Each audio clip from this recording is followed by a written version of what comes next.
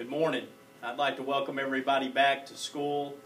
I hope everybody's had a great summer, got a lot of good rest, and are excited about the possibilities that 2013 and 2014 hold here for Alba Golden ISD.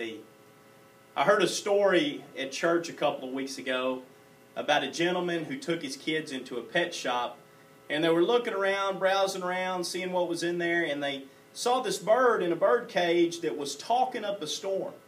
And you know how kids are when they get in a pet shop. They got to look at everything, touch everything. And man, they just weren't going to walk out of this pet shop unless Dad bought them that pet bird. And Dad reluctantly agreed to do that. He bought it, he took it home, got it at the house, and for some reason that bird wouldn't say another word. Kids were getting upset about it. His wife was giving him a hard time. He bought this bird that didn't talk. And finally, this dad went back to the pet shop and talked to the owner, trying to figure out what was going on. And the owner told him, he said, I think this bird will probably start talking if you had a little bit of excitement, a little bit of energy in his cage there with him. And so he decided to buy him a ladder that he could climb up. And they took that home, put it in the bird cage, and man, that bird took off. It was climbing up and down this ladder, having the greatest time, but the problem was it still wasn't talking. Dad was getting discouraged, the kids were getting discouraged. Finally, Dad goes back to the pet shop and he talks to the owner again, and the owner tries to get him to buy this swing to put in the bird cage. Dad agrees to do that. There's another $11 for a bird swing. Takes it home, puts it in the cage. The bird still isn't saying a word. It's climbing up the ladder, it's swinging on the swing, it's having an unbelievable time, but it's still not doing what they bought it to do, and that is talk and to provide them this entertainment. And the dad went back to the pet shop, and man, the owner could see that there was just discouragement all over his face. And the dad went up to the pet shop owner, and he told him, he said, you know what? He said, right before I left the house, that bird told me something very important, the very first time that I'd ever heard it speak. It was climbing up and down that ladder, it was swinging on its swing, and right before it kicked over and died, it looked at me and it said, dummy, why didn't you buy me some bird seed? And I thought that was a pretty interesting story about getting back to the basics. And here's what I want to challenge you guys as a district to do. I want you to take a look here at this next slide. We've got a lot of things that are going on in our district as far as campus improvement. We've had facility upgrades that have occurred this year. We've added safety measures at the elementary campus with the addition of a new office towards the entrance of the building, security measures that have been put in place there.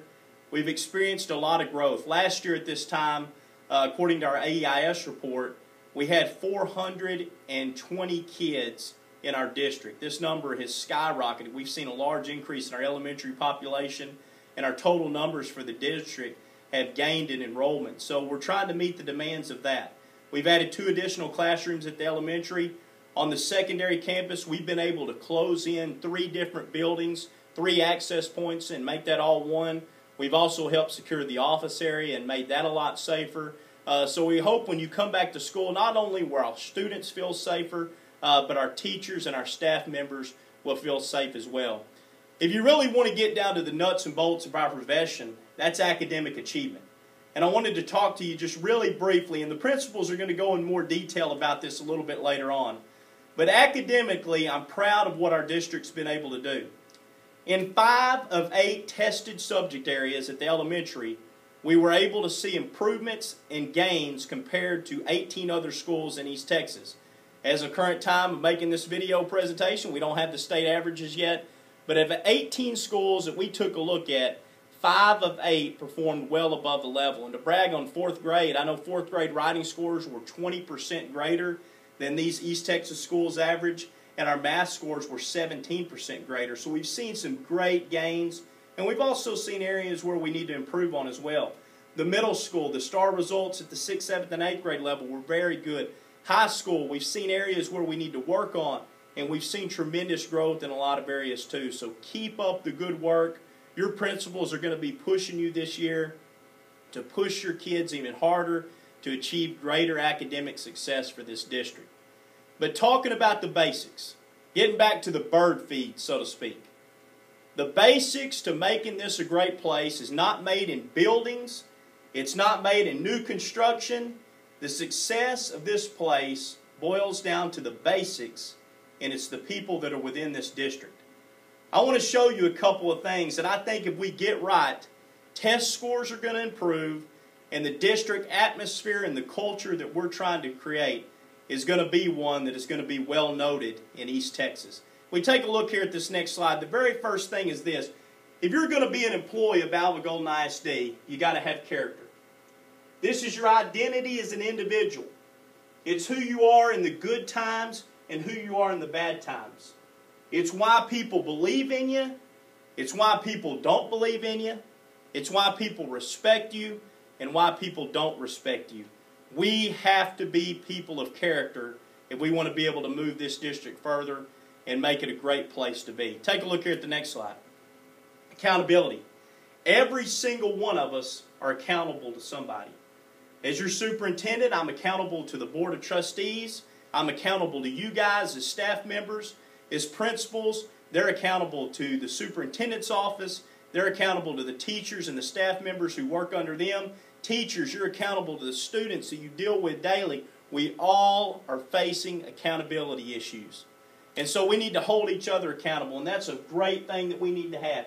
It's the cornerstone of our success. And there's a lot of people who have paved the way before us to make this a great place to work and a great place to be. So we're going to demand accountability out of our staff here at Alva Golden ISD. Take a look here at the next one. Commitment. A lot of people are afraid of commitment because they're afraid to fail.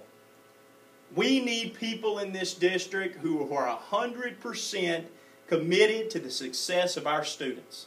We want people who are committed to this profession and committed to making Alva Golden ISD the very best school in Texas. I think we've got the people in place to do that, and now it's up to you guys to show that level of commitment to our children and help us reach those highest levels as we possibly can be at. Take a look at the next one. Chemistry. The most vital thing in an organization is creating a team chemistry that works. Are you the type of people that adds to team chemistry? Are you the type of person that takes away from team chemistry? If we have great team chemistry on this campus and in this district, it is going to be one of your most memorable professional careers, professional years, because of that team chemistry that could be created. I'm excited about the people that work here and the way that we get along and the way that we do things in the best interest of the students. Add to that team chemistry. Don't subtract to it. Take a look here at the next slide. A couple of things that I've learned along the way that I wanted to share with you in conclusion is this. If we want to be a great staff and we want to be great people and people of character, people that hold each other accountable, people that are committed, and people that add to team chemistry, I wanted to share with you just 10 simple things real quick that I believe are lessons that I've learned along the way before becoming your superintendent. The first one is this. Life isn't fair. The fair is where they sell corny dogs and canned jelly at. And the quicker we can get that to our students, the quicker we can be more successful as a district. I used to say all the time, kids, when I was elementary principal, kids going, well, that's not fair. This isn't fair. Well, I learned a long time ago that sometimes life isn't fair. And so we need to make sure that our students understand that and our teachers understand that. And we as professionals understand that as well. Adult choices are not the kids' fault. You're going to have students that come to you from backgrounds that are unspeakable. And those backgrounds that they come from, it is not their fault that they've been placed in those situations. There's going to be kids who come to us whose parents are alcoholics. There's going to be parents or kids that come to us who their parents don't care about school. They don't care about their education. It is our job to do the best with what is given to us and encourage and motivate those students to achieve their best levels of success. Next one is this. Focus on what you can control. If you try to focus on other things, that's just going to send you to an early grave. Focus on what you can control. If you're teaching third grade math, you're going to be focused on third grade math. We can't worry about what other people are doing. We're focused on specifically our task. And once we realize we focus on what we control and don't worry about the rest, you do the best you can with what you have, and then you leave the rest at the door. And that will make your life long and make you a lot more happier of a person once we figure out to do that.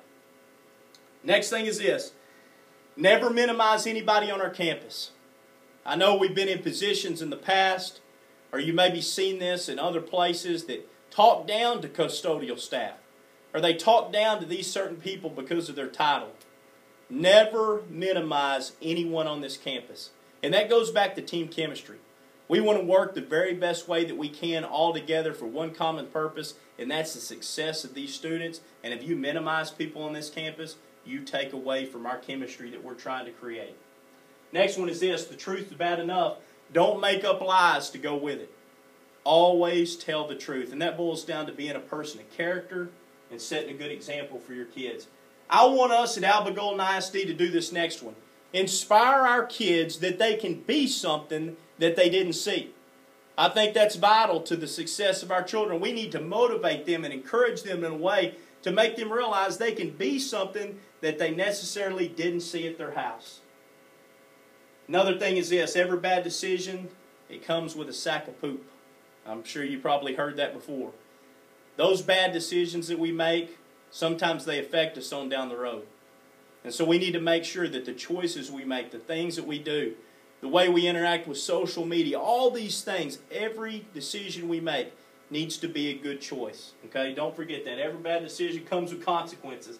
It comes with results. Next thing is this: complaining is like vomiting. It makes everybody else want to throw up. Don't be that person on the staff that sits there and complains and complains and complains and gripes, because you're going to see people want to flee away from you and not have anything to do with you. Nobody likes a complainer. So don't gripe. Don't complain. Find solutions to problems. Don't just nag at them. Number 9 thing is this: change is inevitable. Growth is optional. Here at our campus, Mr. Harold Simmons has blessed us with a one-to-one initiative at the high school. Every student 9 through 12 carries a piece of technology with them. Our freshmen and sophomores are using iPads. The juniors and seniors are using MacBooks. Our elementary campuses has iPad carts. Our junior high has MacBook carts available to them.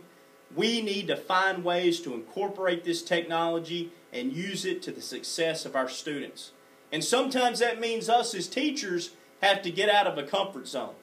That means we have to go to workshops and find ways to incorporate that technology to make this the best district that it can possibly be. The last thing is this, before I turn it over to your campus principals: mediocrity is a sin. At Alba Golden ISD, we're not going to be just mediocre. We're going to go above and beyond, and we're going to help them meet the needs of these students that are here on our campus. We're going to achieve great things. And all these things we talked about, I'm going to be working with the board here in a few months as we sit down and start planning vision statements together and thinking about some of those things we believe here in this district. Elementary sets the foundation, junior high builds upon that foundation, and high school is where they move them to those destinations as far as future career goals go. And there are 4 options that I want us to get across to our students when they leave this place, when they're seniors in high school. Number 1 option is this: we want to make sure that we have them prepared for college and that they are admitted and have scholarship money and financial aid to be able to go to those places that they choose to go. Second option for them is a technical or trade school. We prepared them for that, and they find ways to get enrolled in those programs to go out and get a career, get a job. Third thing is this: we prepared them enough to go be able to get a job right out of high school. That's the decision that they want to make, and they've decided that secondary education is not for me. Post-secondary education, college, technical schools, that's not for me. We have prepared them well enough to be able to speak well enough, to interview well enough, to go get a job that will provide for them. Number 4 thing is this: if those students don't meet any of those 3 criteria, or maybe decide this, we want them to be able to go into the military and join our armed forces and serve in the military in various branches. Not as a final option, but as an option for something for them to do post-high school. Those are the 4 options that we want to give our students. Anything else, sitting at home, relaxing, taking a break, is not an option. We want to really find out and push these kids to achieve one of those 4 options here at our school. It's good to see everybody. I want everybody to realize that my office at the central office is always open for you guys. If you have questions or concerns, come up and visit anytime. Our office staff is there to assist you guys. And at this time, I'm going to turn it over to our secondary principal, Mr. Michael Mize at our high school campus. He'll come in and introduce his new staff and issue the challenges for the year. Thanks again for being here this morning. It's great to see you, and if there's anything I can do for you this year, please come by and see me. Look forward to seeing you on campus.